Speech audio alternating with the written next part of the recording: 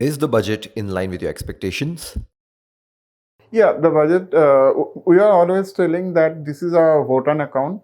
And if you look at finance minister and other government agencies also earlier indicated that this is not a full-fledged budget, so do not expect much. Unfortunately, from the market, there was a huge expectation. So that's why I think there has been some kind of disappointment, especially from the equity market. But having said that, government had given enough clue that this budget is going to be an interim budget or a vote on account more precisely. And in that sense, we are not expecting much from the budget, and so more or less our expectations are met by the budget. But I think from the broad market perspective, there were a lot more expectation from the budget. What were your expectations from this budget that the government didn't focus on? Actually, as I said, I didn't have too much of expectation from this budget in the sense in vote on account. You don't do much on the expenditure side, any major change in the expenditure side. You basically carry on the projects, and you don't propose any new taxes. You don't cut any new taxes. But sometimes in the interim budget, government has proposed projects. For example, in 2019 government had done the Kisan Samman Nidhi, government had taken steps for MSME, government had done tinkered with the standard deduction. So that perhaps had set the expectation that this time also government is going to do the same thing from the interim budget. So far as our expectations are concerned, there hasn't been any disappointment. We expected the budget to be focused toward investment, which it has. We expected the budget to walk the path of fiscal consolidation, which it has. In fact, it has worked more than what we are expecting on fiscal consolidation.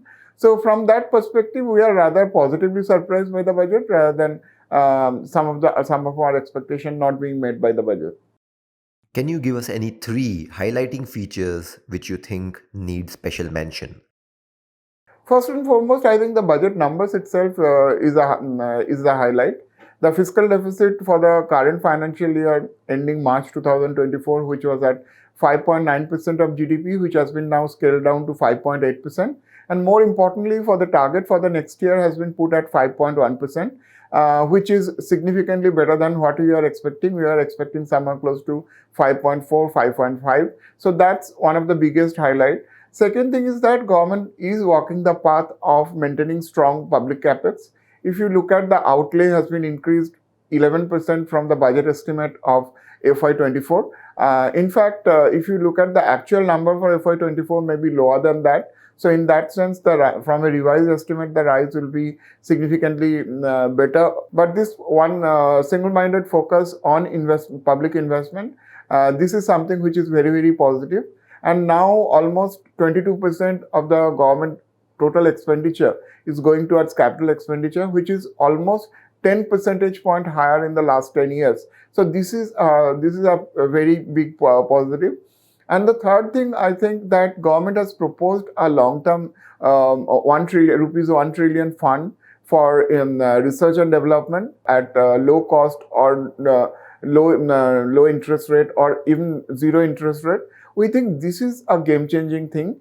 And if this can actually help innovation in India and make India ready for becoming the developed country by 2047, which has been the target for the government. So I think these are the three key points. That is the fiscal prudence number, that is the focus on investment, and the innovation fund. These are the three major takeaways from the budget.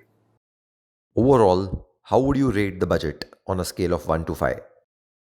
See, as I said that since this is a vote on account, it's a budget as usual kind of a thing. So there is not much point in rating it. But having said that, for the three numbers which I just mentioned, so it's very close to 5 on 5 kind of a budget for me, because my expectation was not very high. From a market perspective, the rating may be slightly lower because there was huge expectation. But I think what the equity investors particularly should realize that with this fiscal discipline and also the inclusion of Indian bond in the bond fund index, the bond yields are going to come down significantly.